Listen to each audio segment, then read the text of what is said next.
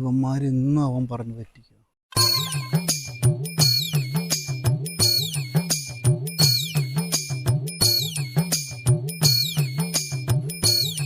ഇതാണ് നമ്മുടെ സ്ഥലം.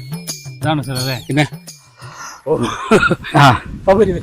അപ്പൊ ഇതാണ് ഞാൻ പറഞ്ഞ അപ്പൊ ഇതാണ് നമ്മുടെ സ്ഥലത്തിന്റെ സംഗതികളൊക്കെ. ഞാനിതേ അങ്ങനെ വിൽക്കാൻ വെച്ചിട്ടുള്ള ഒരു സ്ഥലമല്ല. വിൽക്കാൻ വെച്ചിട്ട് സ്ഥലമല്ല. സത്യത്തിൽ ഇവിടെ ഒരു ബിസിനസ് ഒക്കെ തുടങ്ങിയ വിജയിക്കുന്ന ഒരു വിജയിക്കും. എങ്ങനെ വിജയിക്കുക? അയ്യോ, അതൊക്കെ ഇത്ര ആലോചിക്കണ്ടോ? ഇക്ക ബിസിനസ് ചെയ്യുന്ന ആളല്ലേ.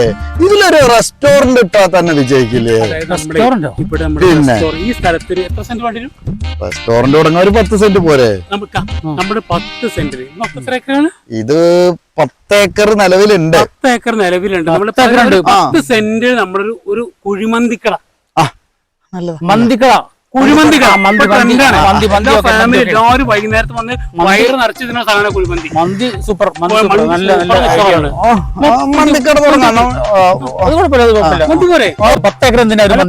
10 ഏക്കർ എന്തിനാ? അല്ല, മന്തിക്കട മാത്രം തുടങ്ങിയാ പോരല്ലോ. 10 ഏക്കർ പറഞ്ഞാ ഒരു 10 സെന്റെങ്കിലും നമ്മുടെ മന്തിക്കടക്ക് വേണം. 10 സെന്റ് വേണം. 10 സെന്റ് വേണം. 10 ഏക്കർ 10 സെന്റ് രസമായിരിക്കും. പിന്നെ ഒരു 8-10 സെന്റ് പാർക്കിങ്ങിന്. പാർക്കിംഗ് ഇല്ലാണ്ട് 20 സെന്റ് നമ്മള് കുഴിമന്തിക്കടയും അതിന്റെ പാർക്കിങ്ങും 20 സെന്റ് കച്ചവടം ചെയ്യാനാണോ നിന്നെ കൂട്ടുന്നത്? 10 ഏക്കറാണ്. അതായത് അല്ല, ഞാൻ പറഞ്ഞുതരാം. നമുക്ക് തൊട്ടന്നെ ഈ മന്തിക്കടയിലെ ആളുകളൊക്കെ വരും, ഭക്ഷണമൊക്കെ ധാരാളം കഴിക്കും.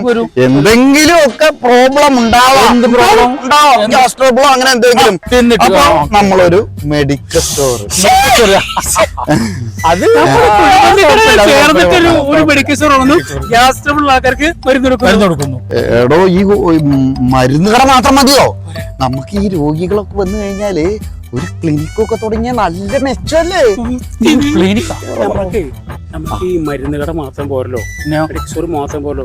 വേറെ രോഗങ്ങളൊക്കെ വന്നു കഴിഞ്ഞാൽ നമുക്ക് അവരെ കിടത്തി ചികിത്സിക്കണമെങ്കിൽ ആശുപത്രി വേണ്ടേ? ഒരു ക്ലിനിക്ക് വേണ്ടേ? അതിനിപ്പോ നമുക്കൊരു 10-25 സെന്റ് ഒക്കെ ഉണ്ടെങ്കിൽ 25 സെന്റ് മതി. 25 സെന്റ് ക്ലിനിക്ക്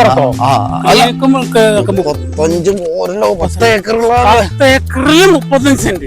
10 ഏക്കറിൽ 35 സെന്റ്. അപ്പൊ ക്ലിനിക്കൽ ഉണ്ടാവും. വേറൊരു 10 saint 10 saint parking. 10 saint parking 35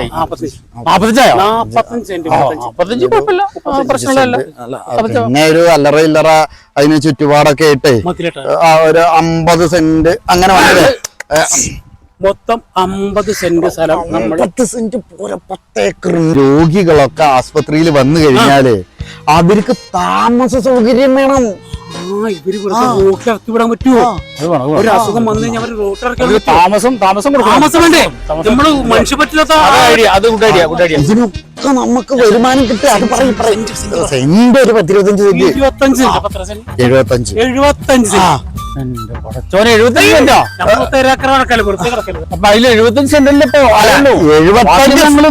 അല്ല, അങ്ങനെയല്ല ഇക്ക. 75 സെന്റ് നമുക്ക് ഈ വക കാര്യങ്ങൾക്ക്. പിന്നെ നമുക്ക് ഇതിന്റെ ഒരു ഫ്യൂച്ചർ നോക്കണം.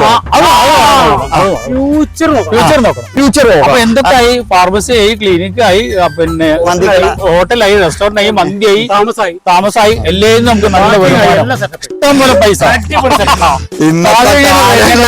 ഇങ്ങനെ ഒരു ബാക്കിയുള്ള സ്ഥലം ഉണ്ടല്ലോ. അല്ല, അത് എടുക്കണം. അല്ല, ഈ 10 ഏക്കറിനൊക്കെ ആവശ്യം വരുമെന്ന്. എല്ലാം കഴിഞ്ഞില്ല. ഇനി എന്തിനാണ്? അല്ല ഇക്ക, ഇന്നത്തെ കാലല്ലേ മനുഷ്യന്മാര് ഈ മന്തിയൊക്കെ കഴിച്ചാ എത്ര കാലം ഉണ്ടാവും പറയാൻ പറ്റും. കുറേ ദിവസം കഴിഞ്ഞാൽ വയ്യാതാവില്ലേ?